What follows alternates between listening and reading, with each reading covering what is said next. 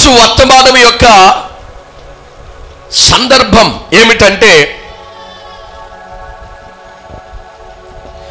యవనస్తులు నవ్వుతూ ఉంటేనంట వృద్ధులు అనగా ముసలివారు ఏడుస్తూ ఉన్నారంట. ఏమండి, యవనస్తుల నవ్వు వృద్ధుల ఏడుపు. చెప్పండి ఒకసారి అందరూ. ఈ వారం వాక్యం యొక్క అంశం ఏమిటి? యవనస్తుల నవ్వు. చెప్పనమ్మ గట్టిగా. యవనస్తుల నవ్వు వృద్ధుల ఏడుపు. సాధారణంగా వృద్ధులు ఎందుకు ఏడుస్తారమ్మా? చెప్పండి. వృద్ధులు ఎందుకు ఏడుస్తారు?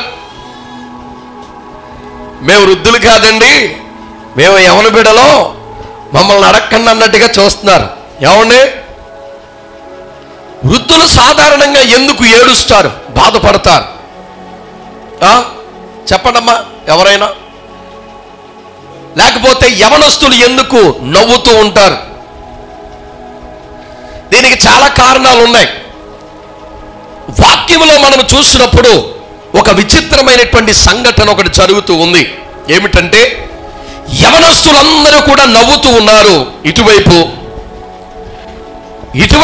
మరో గుంపు ఉంది. ఆ గుంపు ఏంటంటే ముసలోళ్ళు, వృద్ధులు. వారందరూ కూడా గుండెలు బాదుకొని ఏడుస్తూ ఉన్నారు. అసలేం జరుగుతూ ఉంది, జరుగుతున్నటువంటి సంఘటన ఏమిటి అనేది మనము తెలుసుకోవాలి అంటే ఒక్కసారి చరిత్రను మనం తెలుసుకోవడానికి ప్రయత్నం చేయాలి. ఆ చరిత్రను అనగా బ్యాక్గ్రౌండ్ ఏంటో మనకు ఒకసారి అర్థం చేసుకుంటే వీరు ఏడుస్తున్నటువంటి ఏడుపుకు, వీళ్ళు నవ్వుతున్నటువంటి నవ్వుకు జవాబు, కారణం ఏమిటో అనేది మనకి తెలుస్తూ ఉంది. కనుక ఒకసారి మనము చరిత్రను తిరగేసి చూడడానికి ప్రయత్నం చేద్దాం. అది ఇశ్రాయేలు ప్రజలు ఎంతో సుభిక్షముగా సాగిపోతున్నటువంటి రోజులు లేక దినాలు. ఆశీర్వాదం ఉన్నప్పుడు ఒళ్ళు కొవ్వెక్కుతుంది. ఏమెక్కుతుంది? కొంతమందికి దీవెన ఆశీర్వాదము కలిగినప్పుడు ఒళ్ళు కొవ్వెక్కువ. వారు చేసేటువంటి పనులు వారికి ఏమాత్రము కూడా బాధను కలిగించవు. దేవుడు బాధపడతాడురా, దేవుని గాయాలు రేపినటువంటి వారం అవుతాంరా అని ఆలోచించరు. కడుపు నిండిన తరువాత, ఏ కష్టము లేని తరువాత ఒళ్ళు కొవ్వెక్కువై చేసేటువంటి పనులు ఇశ్రాయేలు ప్రజలు ఇక్కడ చేస్తూ ఉన్నారు. ఏం చేస్తున్నారంటే విగ్రహారాధన చేయడం ప్రారంభిస్తూ ఉన్నారు. ఎవడంటిచ్చాడో అంటించాడు ఒకడు, కానీ విగ్రహారాధనలోనికి వారందరూ కూడా దిగిపోవడం ప్రారంభించారు. దేవుడు అనేక సార్లు చెప్పాడు, అనేక సార్లు హెచ్చరించాడు. కానీ కడుపు నిండిన బేరము గనుక, ఒళ్ళంతా కొవ్వు బాగా పట్టింది గనుక ఆ మాట వారు విననొల్లకపోయారు. అందుకని దేవుడు చూశాడు. ఒకరోజు పక్కనున్నటువంటి బబులోను సామ్రాజ్యానికి లేక బబులోను దేశానికి ఆ రాజుకు దేవుడు అవకాశమును అనుగ్రహించాడు. బబులోను పరిపాలిస్తున్నటువంటి రాజు ఎవరంటే నెబుకద్నెజర్.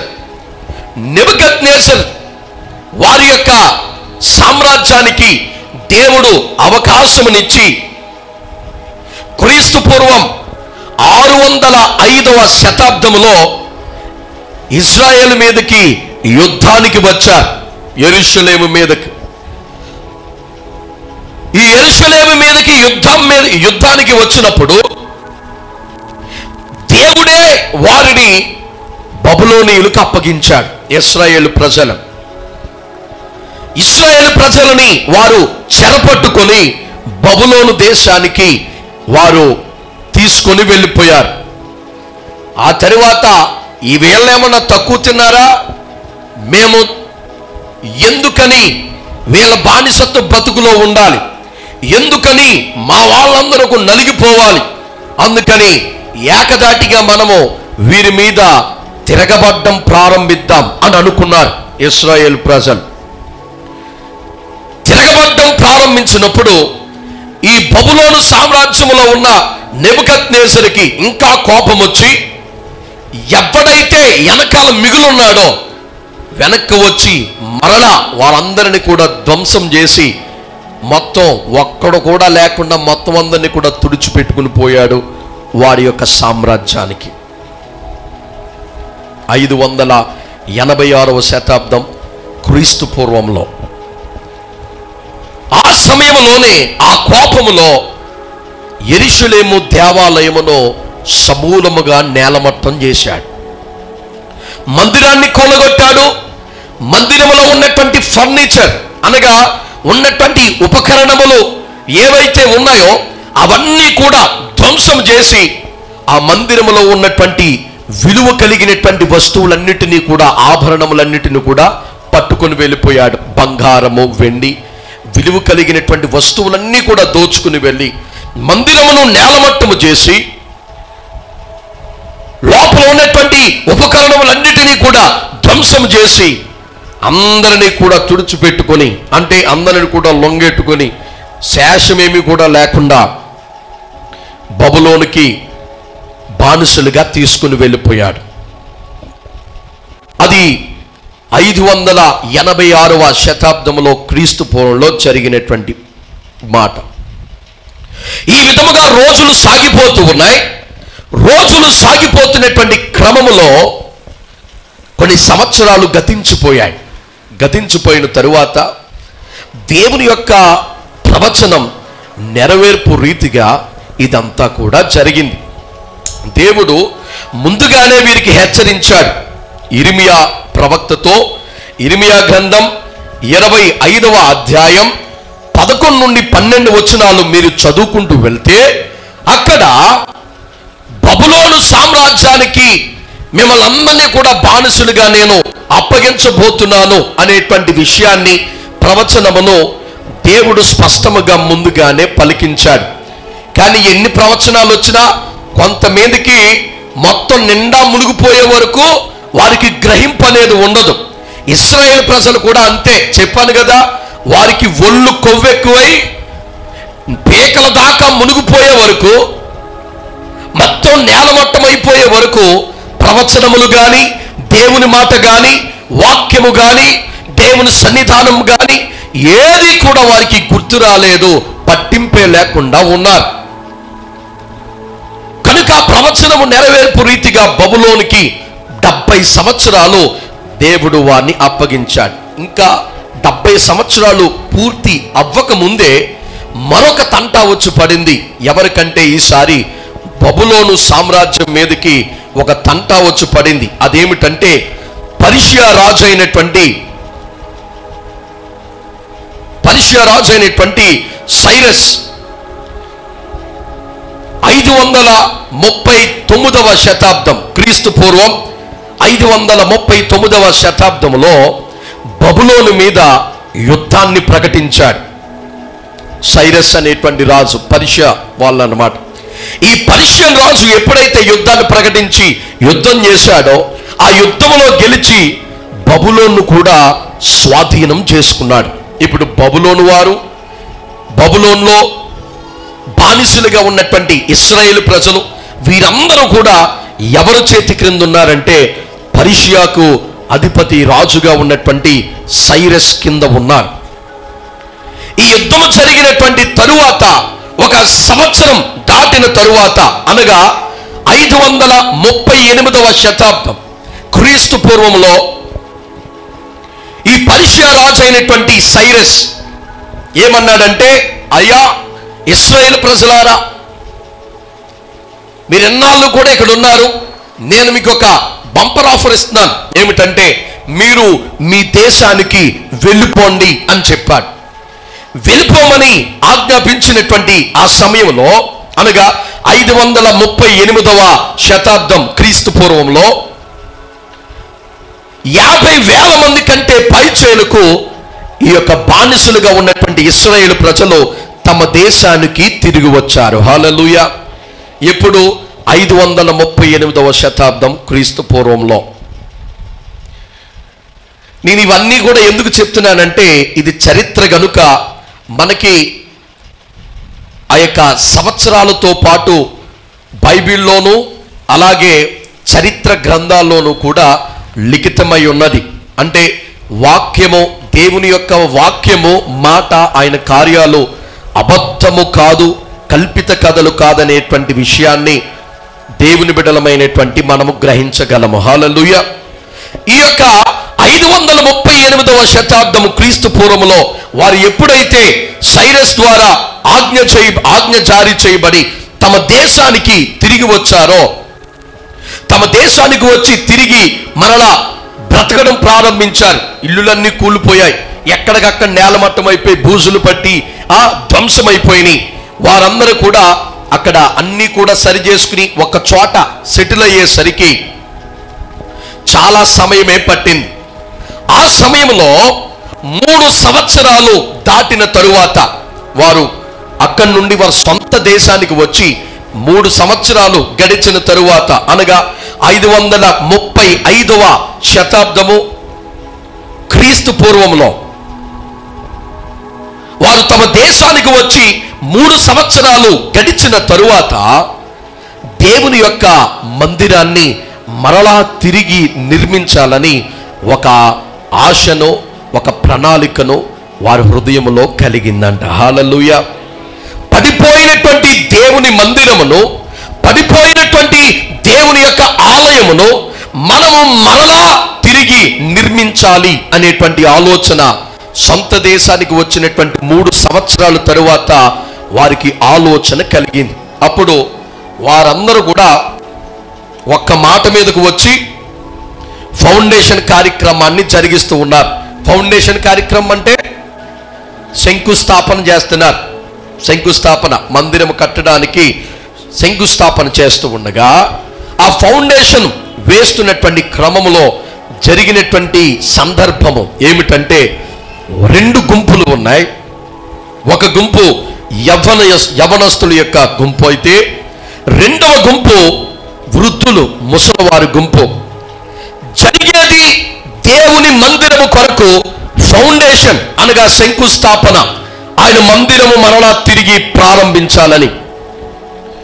కాకపోతే ఇలాంటి శుభ సందర్భములో, ఇలాంటి ఆనందకరమైనటువంటి సందర్భములో జరుగుతున్నటువంటి విషయము అందరినీ కూడా, లేక వాక్యము చదివేటువంటి మనలను ఆశ్చర్యపరుస్తుంది. ఏమిటంటే, యవనస్తులేమో నవ్వుతూ కేరింతలు కొడుతున్నారు, అరే మనం దేవుని మందిరము కట్టబోతున్నామని. కానీ వయసులో పెద్దోళ్ళు, వయసు పైబడినటువంటి వారు, అనుభవం ఉన్నటువంటి వారు, ముసలివారు ఏం చేస్తున్నారంటే గుండెలు బాదుకొని ఏడవడం ప్రారంభించారు. వీళ్ళు ఎందుకని ఏడుస్తున్నారు, వీరు ఎందుకని నవ్వుతున్నారు, వీరి సంతోషానికి వీరి దుఃఖానికి కారణం ఏమిటి అనేటువంటి విషయాన్ని ఈరోజు ఎజ్రా గ్రంథములో నుండి మనము ధ్యానించబోతున్నాము. హల్లెలూయా, హల్లెలూయా. కనుక ఈ వాక్యము మన ఆత్మీయ జీవితాలను ఎంతగానో బలపరచబోతుంది. ప్రియమైన దేవుని బిడ్డలారా, ఈ వాక్యము సంఘమును ఈ వారము బలపరచబోతుందని నేను నమ్ముతున్నాను. ఎందుకనంటే గత కొన్ని దినాలుగా 4 రోజులుగా నా ఉపవాస దీక్షను నేను ప్రారంభించాను. ముందుగానే చెప్పిన రీతిగా ఒక 30 దినములు మన సభల కొరకు, సంఘము కొరకు ఉపవాసముండి ప్రార్థన చేయాలని ఒక ఆత్మ ప్రేరేపణతో నేను ఉన్నాను. ప్రతి సంవత్సరం ఉంటున్నాను, ఈ సంవత్సరం లేట్ అయింది. అయితే నేను ప్రార్థనలో పెట్టి ఈ వారం ఏ వాక్యమును అందించాలని నేను ప్రార్థన చేస్తూ ఉండగా దేవుడు నాకు బయలుపరిచినటువంటి వాక్యం ఇది. కనుక ఈ వాక్యము సంఘాన్ని ఎంతగానో బలపరుస్తుంది. మీలో కొంతమందికి ఉన్నటువంటి కొన్ని అనుమానాలకు, కొంతమందిలో ఉన్నటువంటి కొన్ని విభేదాలకు ఇది ఒక ముగింపును పలుకుతుందని నేను భావిస్తూ ఉన్నాను. కనుక ఈరోజు వాక్యమును జాగ్రత్తగా విందాం. ఇక్కడ 2 గుంపులున్నాయి. 2 గుంపులున్నాయి. ఒకటి ముసలివారిగా ఎన్నో సంవత్సరాలు ఉండి ఏడ్చేటువంటి గుంపు, మరో గుంపు నూతనముగా ఉండి దాకా యవనస్తులుగా ఉండి మంచిగా ఆనందించేటువంటి గుంపు. వీరు ఈ విధంగా ఉండడానికి కారణములేమిటి అనేటువంటి విషయాన్ని ఈరోజు వాక్యములో నుండి మనం పరిశీలన చేద్దాం. చూడండి, ఎజ్రా గ్రంథం 3వ అధ్యాయం 12వ వచనాన్ని మనం ధ్యానించుకుందాం. చూడండి, అందరూ బైబిల్ గ్రంథం తెరిచి ఆ వచనాన్ని మనం చూద్దాం. మునుపటి మందిరమును చూచిన యాజకులలోను, లేవీయులలోను, కుటుంబ ప్రధానులలోను వృద్ధులైన అనేకులు ఇప్పుడు వేయబడిన ఈ మందిరము యొక్క పునాదిని చూచి గొప్ప శబ్దముతో ఏడ్చిరి. అయితే మరి అనేకులు సంతోషము చేత బహుగా అరచిరి. హల్లెలూయా.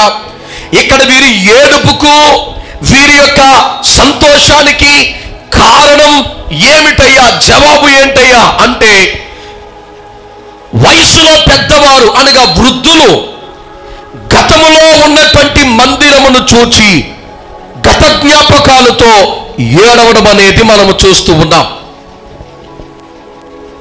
ఈ రెండు గుంపుల కొరకు మనము మొదటిగా ధ్యానించి, అటు తరువాత దేవుడు ఈ రెండు గుంపులను ఏ విధముగా, ఎవరి చేత ఏ విధముగా బలపరిచి తన మందిరమును ఆయన కట్టించాడో, పూర్తి చేశాడో, ఎలాంటి వాగ్దానాలు ఇచ్చి ఆ రెండు గుంపులను దేవుడు బలపరిచాడో ఈరోజు వాక్యములో మనం చూడబోతున్నాం. హల్లెలూయా. మొదటిగా ఏడుస్తున్నటువంటి వృద్ధుల గుంపు కొరకు మనం ఆలోచిద్దాం. వీరు ఎందుకు ఏడుస్తున్నారయ్యా? దేవుని మందిరము కట్టాలని ఒక పునాది రాతిని వేస్తే ఈ వృద్ధులు ఎందుకు ఏడుస్తున్నారంటే, వారికి కొన్ని జ్ఞాపకాలు ఉన్నాయి. హల్లెలూయా. ఇక్కడ రెండు గుంపుల కొరకు మనం ధ్యానిస్తూ ఉన్నాం. ఒకటి, వృద్ధుల గుంపు ఏడుస్తూ ఉన్నారు. ఎందుకనంటే వీరికి గత జ్ఞాపకాలు అనేవి వారి జీవితంలో ఉన్నాయి. వారి గత జ్ఞాపకాలు ఏమిటంటే, అప్పుడున్నటువంటి మందిరం ఘనమైనటువంటి మందిరం. హల్లెలూయా. అప్పుడున్నటువంటి మందిరం ఎంతో కలకల్లాడిపోయేటువంటి సుందరమైనటువంటి మందిరం, ఎంతో ఎత్తు, ఎంతో పెద్ద పెద్ద గుమ్మాలు, బంగారముతో పొదగబడినటువంటి అలంకరణలు, వెండితో పొదగబడినటువంటి అలంకరణలు, ఎంతో సుందరముగా ఉన్నటువంటి మందిరం. అదే సొలొమోను నిర్మించినటువంటి మందిరం. హల్లెలూయా. సొలొమోను నిర్మించినటువంటి మందిరం, దాని యొక్క జ్ఞాపకాలతో ఈ వృద్ధులుగా పెద్దవారిగా ఉన్న వారి హృదయము ముక్కలైపోతూ ఉంది. గతంలో మన మందిరము ఎలా ఉండేదయ్యా? బంగారముతోనూ వెండితోనూ, ఏదో ఘనముగాను, ఎత్తటి గుమ్మాలతోనూ అనేక మంది ఆరాధించేవారు ఒకవైపు అయితే, వాయిద్య బృందం ఒకవైపు అయితే, యాజకులతో, ప్రజలతో, రాజుతో కలకల్లాడిపోయేటువంటి సుగంధ ద్రవ్యములతో, మంచి సువాసన విరజల్లుతో సంతోషముగా కలకల్లాడుతూ ఉన్నటువంటి మందిరం. ఆ మందిరము మాకు గుర్తొస్తుంది, ఆ మందిరము మాకు జ్ఞాపకం వస్తుంది. ఆ మందిరములో ఏమేమి ఉన్నాయో తెలుసా? ఆ మందిరములో కరుణాపీఠం ఉంది, ఆ మందిరములో మందసం ఉంది. ఆ మందసములో ఏముందో తెలుసా? మా మోషేకి దేవుడు తన స్వహస్తాలతో రాసిచ్చినటువంటి నిబంధన పలకలు ఉన్నాయి. మా ధర్మశాస్త్రము దేవుడిచ్చినటువంటి, మోషే ద్వారా దేవుడు మాకు అనుగ్రహించినటువంటి ధర్మశాస్త్రము గూర్చినటువంటి పలకలు ఆ మందసములో ఉన్నాయ్యా. ఆ మందసం అక్కడుండి, కరుణాపీఠం అక్కడుండి, ఆ నిబంధన మందసమును చూస్తూ ఉండగా, యాజకులందరూ కూడా ప్రార్థిస్తూ ఉండగా, బలులు అర్పిస్తూ ఉండగా, పాడుచూ దేవుణ్ణి వాయిద్యాలతో స్తుతిస్తూ ఉండగా, దేవుని యొక్క మహిమ ఆ మందిరము మీదకి దిగి వచ్చేదయ్యా. దేవుని యొక్క మహిమ ఒక మేఘము వలె నిత్యము ఆ మందిరము పైనే ఉండేదట. హల్లెలూయా. ఇవన్నీ కూడా మాకు జ్ఞాపకం వస్తూ ఉన్నాయి. ఇవన్నీ కూడా మాకు జ్ఞాపకం వస్తూ ఉన్నాయి. ఇప్పుడు మీరు వేసినటువంటి పునాది ఉన్న చూసావా? ఆ మందిరమునకు ఒక్క మూలకు కూడా రాదు. ఆ గొప్ప వైభవాన్ని మేము కోల్పోయాం.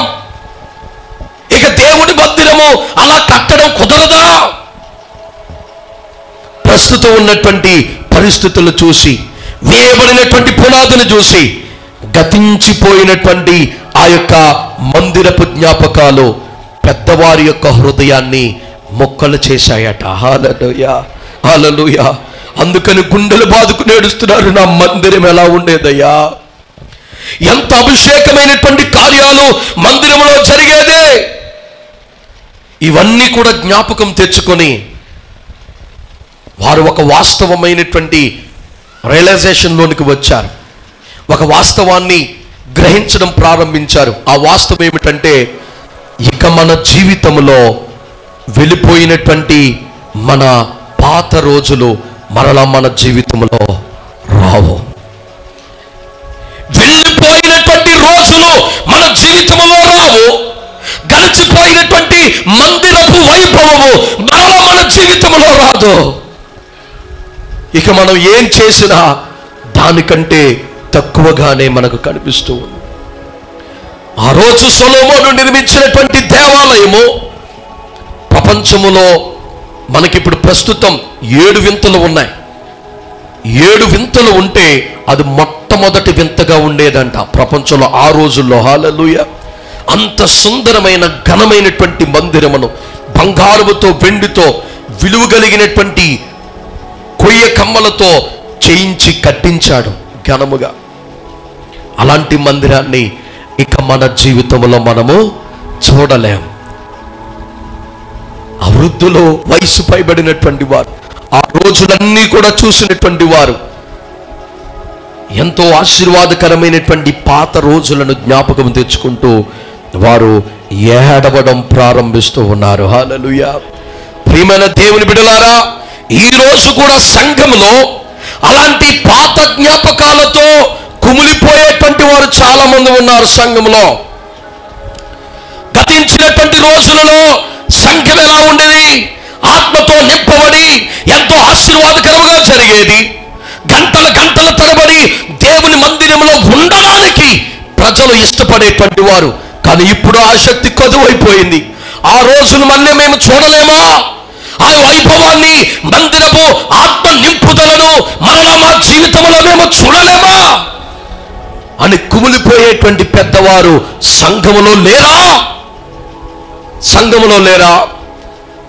దేవుని సన్నిధానంలో మోకరించి ప్రార్థన చేసేటప్పుడు వారు కన్నీరు ఏరులై పారుస్తున్నటువంటి సంఘటనలు సంఘములో లేవా? మునుపటి మందిరము యొక్క వైభవం కోల్పోయినటువంటి పరిస్థితి.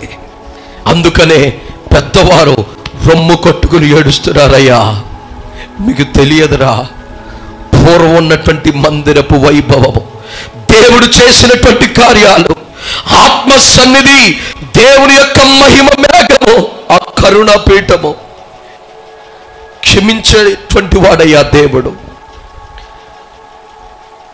ఆ మందసములో ఉన్నటువంటి దేవుని యొక్క వాక్కు, ఇవన్నీ కూడా మాకు ధైర్యమునిచ్చేవయ్యా, మాకు మనశ్శాంతినిచ్చేవయ్యా.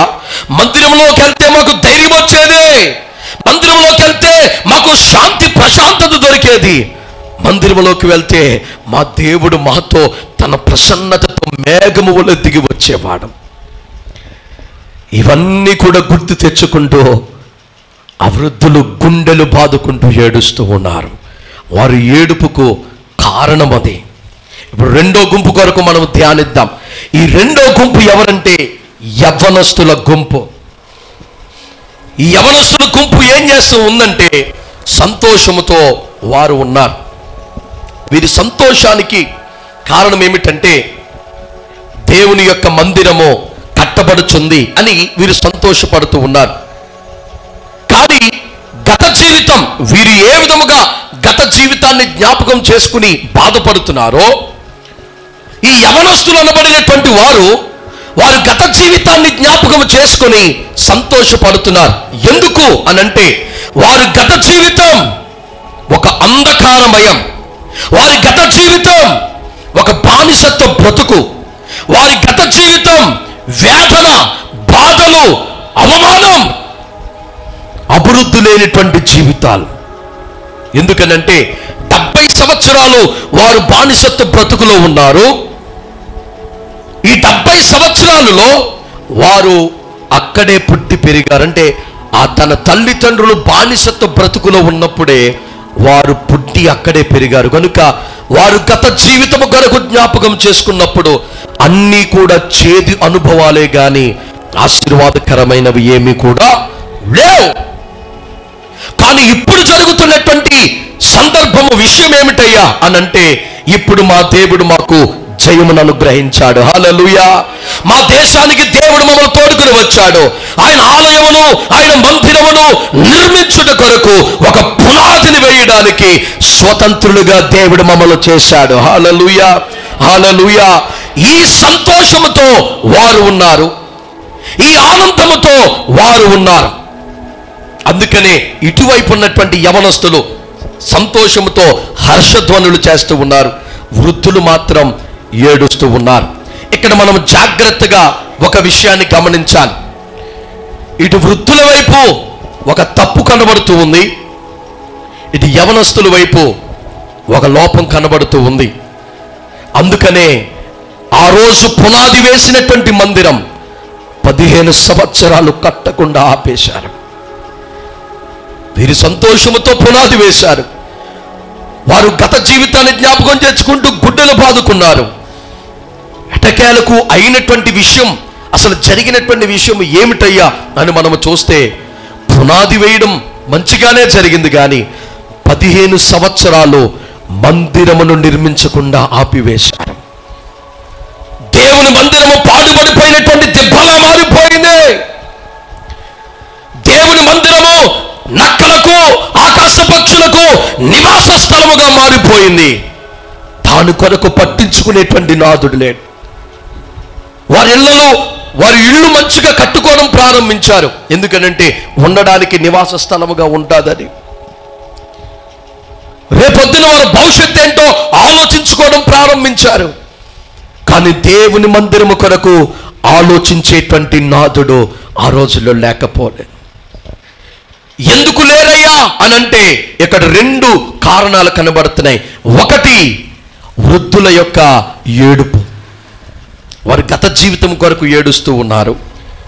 వీరు ఏడుస్తున్నటువంటి ఏడుపు ఇక్కడ ఉన్నటువంటి యవనస్తులను ఏం చేస్తుందంటే వారిని కృంగదీస్తూ ఉంది. జాగ్రత్తగా గమనించాలి. వీరు ఏడుస్తున్నటువంటి ఏడుపు గత జీవితాన్ని, గత పరిస్థితులను జ్ఞాపకము తెచ్చుకున్నటువంటి ఏడుస్తున్నటువంటి వృద్ధుల యొక్క ఏడుపు ఇక్కడ ఉన్నటువంటి యవనస్తులను ప్రోత్సహించకుండా వారిని ఆపివేస్తూ ఉంది. అందుకని ఇటువైపు వీళ్ళు ఏం చేస్తున్నారంటే, అందుకని వారు ఏడుస్తున్నారు, నిరుత్సాహపడ్డారు. యవనస్తులు నిరుత్సాహపడి వారికి ఉన్నటువంటి స్వతంత్రతను ఎంజాయ్ చేయడం ప్రారంభించారు. అంటే మందిరం కోసం వదిలేశారు. ప్రస్తుతం బానిసలుగా కాకుండా స్వతంత్రులుగా ఉన్నారు. రోజులన్నీ బాగున్నాయి కనుక ప్రస్తుత రోజుతో వారు సంతోషముగా విలాసవంతమైనటువంటి జీవితాలు జీవించడం ప్రారంభించారు. కనుక వీళ్ళు విలాసవంతమైనటువంటి జీవితం దేవుని యొక్క మందిరాన్ని ఆపేసింది కట్టుబడకుండా. వాక్యం వింటున్నటువంటి ప్రియమైన దేవుని బిడ్డ, సంఘములో 2 గుంపులు ఉంటాయి. ఆనాడు ఇశ్రాయేలు ప్రజల్లో 2 గుంపులు ఉన్నట్టుగా ప్రస్తుతం మన సంఘములో 2 గుంపులు ఉన్నాయి.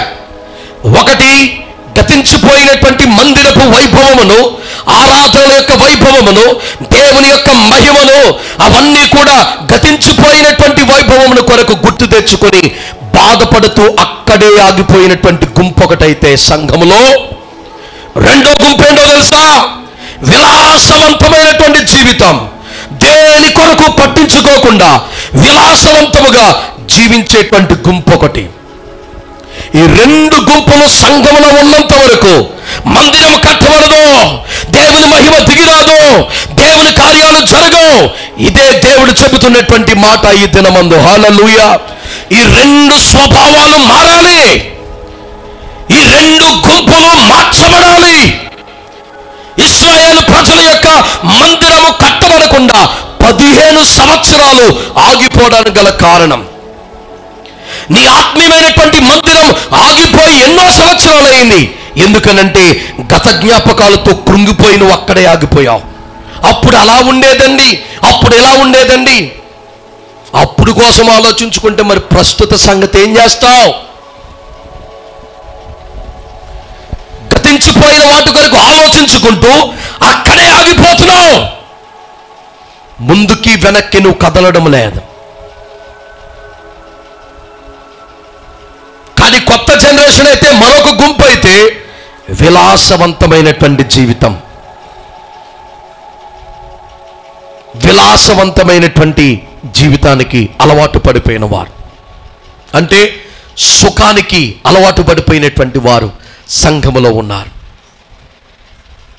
ఈ రెండు గుంపులు దేవుని యొక్క అభిషేకాన్ని, దేవుని యొక్క మందిరమును సంపూర్తవకుండా ఆపివేస్తూ ఉన్నాయి. ఇశ్రాయేలు ప్రజలలో ఉన్నటువంటి సమస్యలు ఇవి.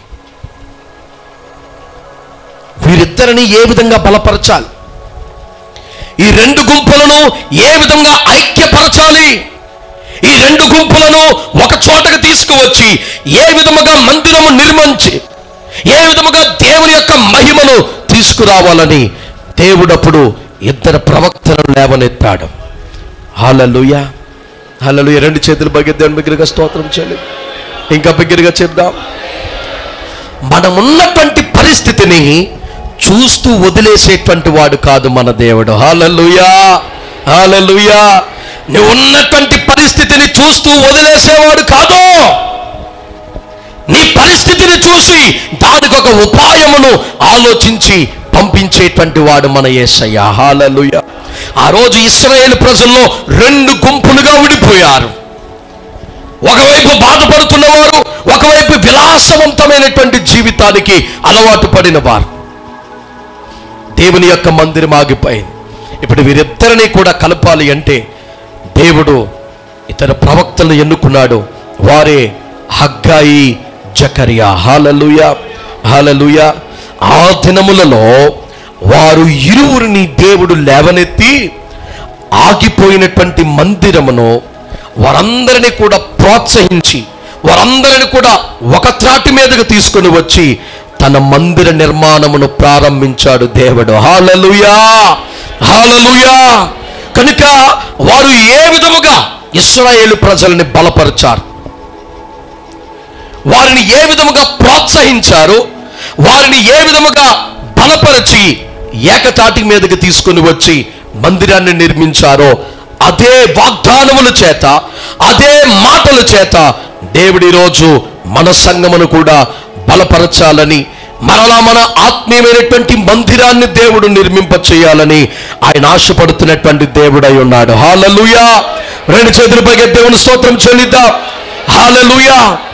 వారిని ఏ విధముగా బలపరిచి ప్రోత్సహించి వాగ్దానాలు ఇచ్చి నడిపించాడో అవే వాగ్దానాలు ఈరోజు దేవుడు మనకు కూడా ఇస్తున్నాడు. ఆ వాగ్దానాలు ఏమిటో ఈరోజు మనము చూద్దాం. అది మనము వాక్య సందేశమై ఉన్నది. హల్లెలూయా.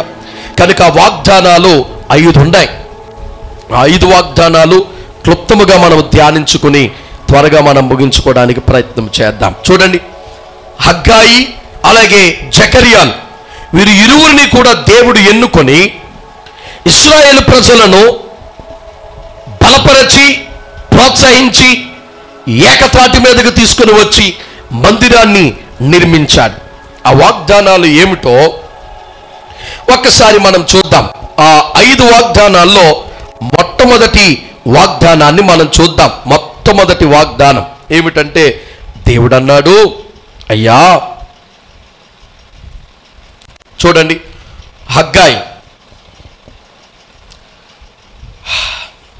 హగ్గాయికి వద్దాం. హగ్గాయి 2వ అధ్యాయం 1 నుండి 9 వచనాలు మనం ధ్యానించుకుందాం. ఈ హగ్గాయి 2వ అధ్యాయం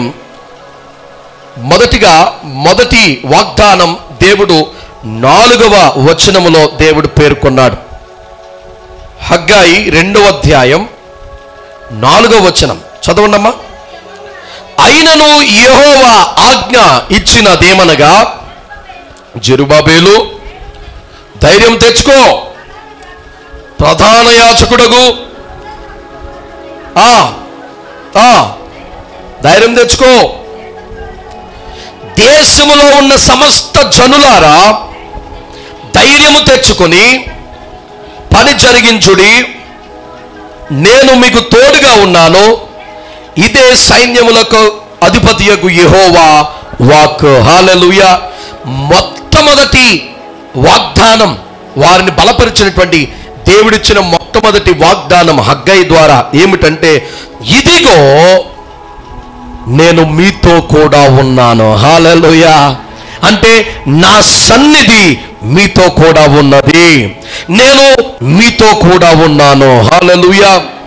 ఆయన అన్నాడు, ఇదిగో బాధపడుతున్నటువంటి వృద్ధులారా, విలాసాలకు అలవాటు పడిపోయినటువంటి యవనస్తులారా, యెహోవా సెలవిస్తున్నటువంటి మాట ఏమిటో తెలుసా?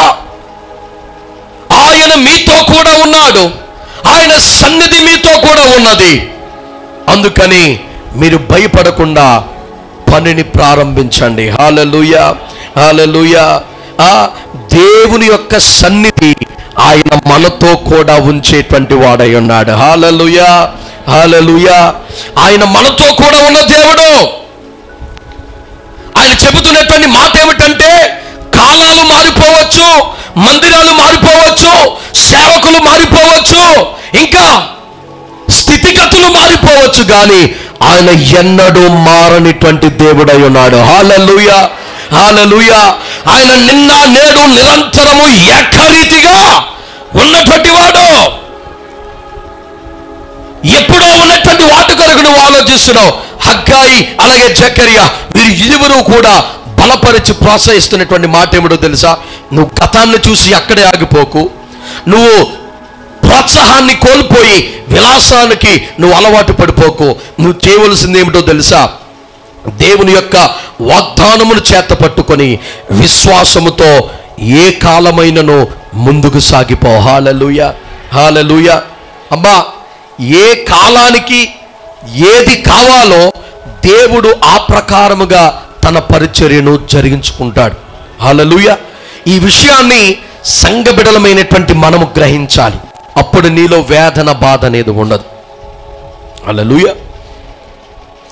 ప్రస్తుత కాలానికి అనగా జనరేషన్స్ మారిపోతున్నాయి. మీ బాల్య దశలో ఉన్నటువంటి తరం వేరు, అవునా? మీ తరం వేరు, మా తరం వేరు, మా తరువాత తరం వేరు.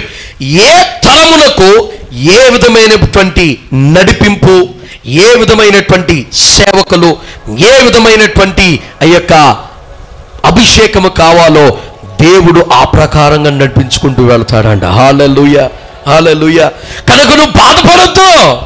అప్పుడు ఘనమైనటువంటి కార్యాలు చేసినటువంటి దేవుడే ఇప్పుడు ఇక్కడ కూడా మీతో ఉన్నాడయ్యా. హల్లెలూయా. మందిరం అయితే మారుతుంది, కానీ మందిరము పెద్దదో చిన్నదో కావచ్చు, కానీ ఉన్నటువంటి దేవుడు ఒక్కడే. హల్లెలూయా, హల్లెలూయా. అందుకని అంటున్నాడు, ధైర్యము తెచ్చుకో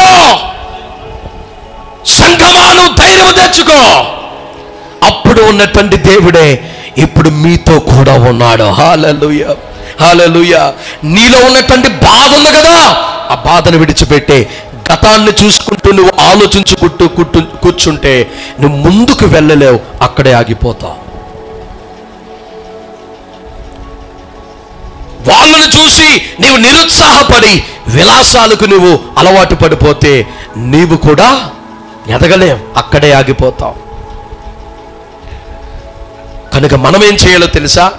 ఈ రోజు, ఈ తరములో, ఈ రోజులో దేవుడు ఏ విధమైనటువంటి నడిపింపును అనుగ్రహిస్తున్నాడో ఆ నడిపింపును చేతపట్టి మనం ముందుకు వెళ్ళాలి. హల్లెలూయా.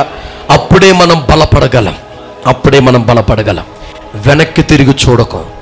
వెనక్కి తిరిగి చూస్తే అక్కడే నువ్వు ఆగిపోతావు. గతించినటువంటి రోజులు ఘనమైనవే, గతించినటువంటి రోజులు అభిషేకవంతమైనవే, గతించినటువంటి మందిరము గొప్పదే, అభిషేకము గొప్పదే, కార్యము గొప్పవే, గడిపినటువంటి సమయము గొప్పదే. కానీ రోజులు గడిచే కొలది తరములు మారే కొలది ఆ తరమునకు ఏ నడిపింపు కావాలో దేవుడు ఆ నడిపింపును అనుగ్రహిస్తాడు. హల్లెలూయా, హల్లెలూయా. ఓ తరము వరకు దేవుడు మోషేను నడిపించమని చెప్పాడు. ఆ తరం అయిపోయిన తర్వాత ఎవరికి అప్పచెప్పాడు? యెహోషువకు అప్పచెప్పాడు. అలా దేవుడు ఆ తరమునకు సంబంధించినగా ఒక్కొక్కరు లేవనెత్తి తన పనిని, ఇప్పుడు ఎవరు ఏ పని చేసినా, మందిరము పెద్దదైనా చిన్నదైనా, సేవకుడు ఆయనైనా ఈయనైనా ఎవరైనా సరే, మనం నడిపించేది, మనం వెళ్ళేటువంటి మార్గం ఒకే ఒక్కటి. హల్లెలూయా. ఆ మార్గమును తప్పించేటువంటివి మనకి నాశనమును తెచ్చిపెడుతూ ఉంటాయి. కనుక ఇక్కడ హగ్గై అంటున్నాడు, అయ్యా దేవుడు చెప్పేటువంటి వాగ్దానం ఏమిటో తెలుసా? ఆయన ప్రసన్నత మనతో కూడా ఉంది. హల్లెలూయా. ఆయన మనతో కూడా ఉన్నాడు. అందుకని ధైర్యము తెచ్చుకొని మీరు మరలా పనులు ప్రారంభించండి. హల్లెలూయా. రెండవ వాగ్దానమును కూడా చెప్తూ ఉన్నాడు. రెండవ వాగ్దానం 5వ వచనంలో ఉంది. 5వ వచనం ఒకసారి చదవండి అమ్మా. మీరు ఐగుప్తు దేశంలో నుండి వచ్చినప్పుడు నేను మీతో చేసినటువంటి నిబంధనను జ్ఞాపకం చేసుకోండి. నా ఆత్మ మీ మధ్యన ఉన్నది గనుక భయపడకుడి. హల్లెలూయా. దేవుడు అంటున్నాడు, ఇదిగో అరణ్యములో కూడా ప్రశాంతంగా వచ్చారంట ఇశ్రాయేలు ప్రజలు. ఎలా వచ్చారమ్మా? చెప్పాలి, చెప్పండి అమ్మా గట్టిగా. ప్రశాంతంగా వచ్చారంట. అంటే పీస్ఫుల్నెస్, ఏ బాధ లేకుండా ప్రశాంతంగా హ్యాపీగా వచ్చారు. ఇక్కడ దేవుడిస్తున్నటువంటి రెండవ వాగ్దానం ఏమిటో తెలుసా? హగ్గై ద్వారా ఇశ్రాయేలు ప్రజలకు, అలాగే సంఘానికి ఆయన అంటూ ఉన్నాడు,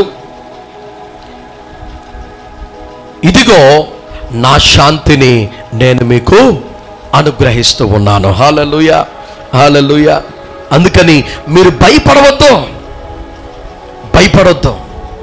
దిగులు పడవద్దు, జడీకండి. నేను మీతో కూడా ఉన్నాను కదా, నేను మీకు శాంతిని అనుగ్రహిస్తాను. యోహాను సువార్త 14వ అధ్యాయం 27వ వచనంలో దేవుడు అంటున్నాడు, ఇదిగో నేను మీకు శాంతిని అనుగ్రహిస్తూ ఉన్నాను, నా శాంతినే నేను మీకు ఇచ్చి వెళ్ళుతున్నాను. ఇది లోకం మీకు ఇచ్చేలాంటిది కాదు. శాంతి మీకు అనుగ్రహించి వెళుచున్నాను, నా శాంతినే నేను మీకు అనుగ్రహిస్తున్నాను. లోకం ఇచ్చినట్టుగా నేను మీకు అనుగ్రహించుట లేదు. మీ హృదయాన్ని కలవరపడనివ్వద్దు. హల్లెలూయా. అయ్యా వృద్ధులారా, ఎందుకు కలవరపడిపోతున్నారు? యవనస్తులారా, ఎందుకు కలవరపడిపోతున్నారు? ఇదిగో దేవుడు తన శాంతిని మీకు ఇవ్వబోతున్నాడు. హల్లెలూయా. ఆయన మీతో కలిసి ఉండబోతున్నాడు. ఆయన సన్నిధి మీతో కలిసి ఉండబోతుంది. మరలా నీ మందిరాన్ని కట్టడం ప్రారంభించు. హల్లెలూయా. నీ ఆత్మీయమైనటువంటి మందిరం ఏ పరిస్థితిలో ఉంది ప్రియమైన దేవుని బిడ్డ? ఈరోజు సంఘంతో దేవుడు చెప్తున్నాడు, ఇదిగో గతమును చూసి నువ్వు బాధపడకు. విలాసవంతమైనటువంటి జీవితానికి అలవాటు పడిపోయి దేవుడు అనుగ్రహించేటువంటి శాంతిని, సమాధానమును, ఆయన నిత్య రాజ్యమును కోల్పోకో, అభిషేకాన్ని కోల్పోకో. ఆయన తన శాంతితో నిన్ను నింపబోతున్నాడు. భయపడకు, దిగులు పడకు, నువ్వు నెమ్మదితో ఆయన సన్నిధానములో సాగబోతున్నావు. హల్లెలూయా, హల్లెలూయా. ఆయన ఇచ్చేటువంటి మూడవ వాగ్దానం ఏమిటో మనం చూద్దాం. 6వ వచనం ఒకసారి చదవండి. హగ్గయి 2వ అధ్యాయం 6వ వచనం. మరియు సైన్యములకు అధిపతియగు యెహోవా సెలవిచ్చినదేమనగా, ఇక కొంతకాలము ఇంకొక మారు ఆకాశమును, భూమిని, సముద్రమును, నేలను నేను కంపింపచేసేదను. హల్లెలూయా. అంటే దేవుడు అంటూ ఉన్నాడు, నేను శక్తితో మీ మధ్యకు దిగి వస్తాను. హల్లెలూయా. ఆయన అంటూ ఉన్నాడు, అరే బాబు నెమ్మదిగా ఉండండి అయ్యా, నేను సమస్తము పైనను సర్వాధికారము కలిగినటువంటి వాడను. హల్లెలూయా. సర్వాధికారం అంటే ఏంటమ్మా? సర్వాధికారం అంటే ఏంటి? సర్వాధికారం అన్నా, సర్వశక్తి అన్నా అంటే అర్థం ఏమిటంటే ఉన్నటువంటి అధికారము కంటే, ఉన్నటువంటి ఈ లోకములో నువ్వు చూసేటువంటి శక్తుల కంటే అది మించినటువంటి శక్తి, మించినటువంటి అధికారమై ఉన్నది. హల్లెలూయా. ఆయన సర్వశక్తి కలిగినటువంటి దేవుడు, ఆయన సమస్తము పైనను ఆధిపత్యము కలిగినటువంటి వాడు గనుక ఆయన శక్తిని మీరు ఆశ్రయించి మందిరపు పనులు ప్రారంభించమన్నాడు. హల్లెలూయా, హల్లెలూయా. ఏ కాలమైనను ఏ తరమైనను దేవుని శక్తిని మనము ఆశ్రయిస్తే నెమ్మదితో మనము భక్తి చేయగలం. హల్లెలూయా, హల్లెలూయా. అమ్మా, గతించిపోయినటువంటి రోజులు, పూర్వపు దినాలను చూసుకుంటూ జ్ఞాపకం తెచ్చుకుంటూ ఏడుస్తున్నావా? అలాంటి రోజులు మరలా మా సంఘంలో ఎప్పుడు వస్తాయి అనుకుంటున్నావా? ఇదిగో దేవుడు చెబుతున్నటువంటి మాట ఏమిటో తెలుసా? వెనుకున్నవి మరలా రావు, కానీ దేవుడు మనతో ఉన్నాడు. హల్లెలూయా. ఆయన నిన్ను నడిపిస్తాడు, ఆయన నీతో పాటు ఉంటాడు. అంత మాత్రమే కాదు, ఆయన తన శాంతిని నీకు ఇస్తాడు. నువ్వు భయపడకు, దిగులు చెందకు. అంత మాత్రమే కాదు, ఆయన సర్వాధికారము కలిగినటువంటి దేవుడు. ఈ లోకములో సమస్త వాటిపైనను ఆధిపత్యము కలిగినటువంటి వాడు గనుక ఆయనకు అసాధ్యమైనది నీ జీవితంలో చెయ్యలేకుండా ఉన్నది ఏది కూడా ఉండదో ఆయన సమస్తమును నీ జీవితములో, నీ సంఘములో సాధ్యము చేయగలిగినటువంటి దేవుడు. హల్లెలూయా, హల్లెలూయా. 4వ వాగ్దానం మనం చూద్దాం. 4వ వాగ్దానం 8వ వచనాన్ని మనం చూద్దాం. 8వ వచనం అమ్మా, హగ్గయి 2:8. వెండి నాది, బంగారము నాది, ఇదే సైన్యములకు అధిపతియగు యెహోవా. అంటే ఇక్కడ వీరిద్దరూ కూడా హగ్గాయిని అడుగుతున్నారు. హగ్గాయి, అయ్యా సేవకుడా, నువ్వు బాగానే మాకు ధైర్యం చెప్తున్నావు, కానీ నాడు సొలొమోను యొక్క దేవాలయం ఎలా ఉందో తెలుసా? దానికి దరిదాపుల్లో కట్టడానికి కూడా మా దగ్గర ఏమీ లేదు. హగ్గాయి మరలా వెళ్ళి దేవుని సన్నిధానంలో ప్రార్థన చేస్తున్నాడు. ప్రభువా, వీరు నన్ను ఎలా అడుగుతున్నారు, నేనేం చెప్పను, అసలు నీ వీళ్ళకి ఇచ్చేటువంటి వాగ్దానం ఏంటి ఈ పరిస్థితిలో? అంటే దేవుడు అంటున్నాడు, వెండి నాది, బంగారము నాది, నేను మీకు సమృద్ధిగా వసతులను అనుగ్రహిస్తాను. హల్లెలూయా. ఆయన ఇస్తున్నటువంటి 4వ వాగ్దానం ఏమిటంటే, నేను మీకు నా వసతులను అనుగ్రహిస్తాను. హల్లెలూయా, హల్లెలూయా. ఆ ప్రొవిజన్స్, నా వసతులను మీకు నేను అనుగ్రహిస్తాను. ఈ సంఘమునకు ఏం కావాలో దేవునికి తెలుసు. ఈ సంఘంలో ఉన్నటువంటి సంఘ బిడ్డలు, వారి జీవితాలకు, వారి కుటుంబాలకు ఏంటి ఆత్మీయంగా అవసరమో దేవునికి తెలుసు. దేవునికి మరుగయ్యున్నది ఏది లేదు. నువ్వు ఆలోచించవలసిన పనేమీ లేదు. దేవుని సన్నిధానములను ప్రార్థన చేయి, ఆయన వాగ్దానాన్ని చేత పట్టుకో. ఆయన అంటున్నాడు, అన్నీ నావేనయ్యా, నీకు నేను నీ అవసరతల కొరకు ఏం కావాలో నేను ఇస్తా. అభిషేకం కావాలా, నేను ఇస్తా. ఆత్మ నింపుదల కావాలా, నేను ఇస్తా. ఏం నెరవేర్చాలి? సంఘములో, ఆదిమ సంఘములో చేసిన రీతిగా, పూర్వకాల మందిరములో చేసిన రీతిగా ఈ కాలములో నీకేం కావాలో చెప్పు. ఆనాడు దావీదు, సొలొమోనులు దేవుని కొరకు చేసినటువంటి ఘనమైనటువంటి మందిరం బంగారముతో, వెండితో ఉండేది. అన్నాడు దేవుడు, వెండి నాది, బంగారము రాది, నీకు వసతులను నేను అనుగ్రహిస్తాను. హల్లెలూయా. సదుపాయాలను అనుగ్రహించేటువంటి దేవుడు. ఆఖరిగా ఐదవ విషయాన్ని మనం చూద్దాం. చూడండి, 5వ వాగ్దానం. ఇది ఒక ప్రవచన రీతిలో, భవిష్యత్తు కొరకు ఒక ప్రవచన రీతిలో దేవుడు ఈ వాగ్దానాన్ని ఇస్తూ ఉన్నాడు. చూడండి 9వ వచనం. అమ్మ జాగ్రత్తగా చూడండి. ఈ కడవరి మందిరము యొక్క మహిమను బట్టి ఆ మునుపటి మందిరము యొక్క మహిమను మించునని సైన్యములకు అధిపతియగు యెహోవా సెలవిచ్చుచున్నాడు. హల్లెలూయా, హల్లెలూయా. ఈ స్థలమందు నేను సమాధానము నిలుపు అనుగ్రహించదను. ఇదే సైన్యములకు అధిపతి యెహోవా వాక్. హల్లెలూయా. అమ్మా ఒకసారి అందరూ కూడా పైకి చూద్దాం. ఇక్కడ దేవుడు ఎంతో స్పష్టమైనటువంటి ఆశీర్వాదకరమైనటువంటి వాగ్దానమును ఇక్కడ వారికి ఇస్తూ ఉన్నాడు. ఏమనో తెలుసా? ఇదిగో మునుపటి మందిరము కంటే మహిమ కలిగినటువంటి మందిరముగా నేను చేస్తాను. హల్లెలూయా. నమ్మని వారు రెండు చేతులు పైకి దేవునికి స్తోత్రం చెల్లిద్దాం. హల్లెలూయా. దేవుడు ఈ మందిరము కొరకు సెలవిస్తున్నటువంటి మాట ఏమిటో తెలుసా? ఇదిగో గతము కొరకు ఆలోచించుకుంటున్నావు కదా, నిరుత్సాహంతో విలాసాలకు అలవాటు పడిపోయావు కదా, నా వాక్కును విను. నా వాగ్దానము కొరకు నా వాగ్దానాన్ని నువ్వు నమ్ము. వాటిని చేత పట్టుకొని పని చేయడం ప్రారంభించు. దేవుని మాటకు వినడం ప్రారంభించు. నేనేం చేస్తానో తెలుసా? మునుపటి మహిమ కంటే అధికమైనటువంటి మహిమతో ఈ మందిరమును నేను నింపుతాను. హల్లెలూయా. హల్లెలూయా.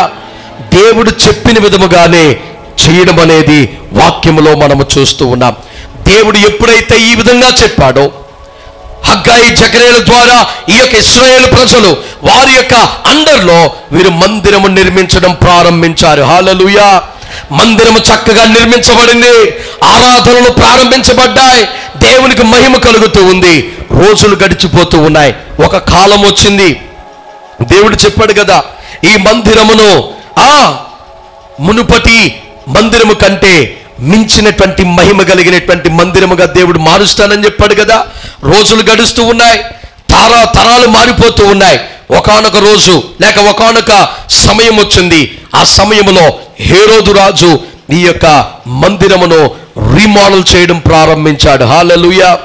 ఏ మందిరమునైతే రీమోడలింగ్ చేశాడో ఆ సమయంలో యేసుక్రీస్తు ప్రభుల వారు నరవతారిగా ఈ లోకమును వచ్చి ఆ మందిరములో ఆయన ప్రవేశించాడు. హల్లెలూయా.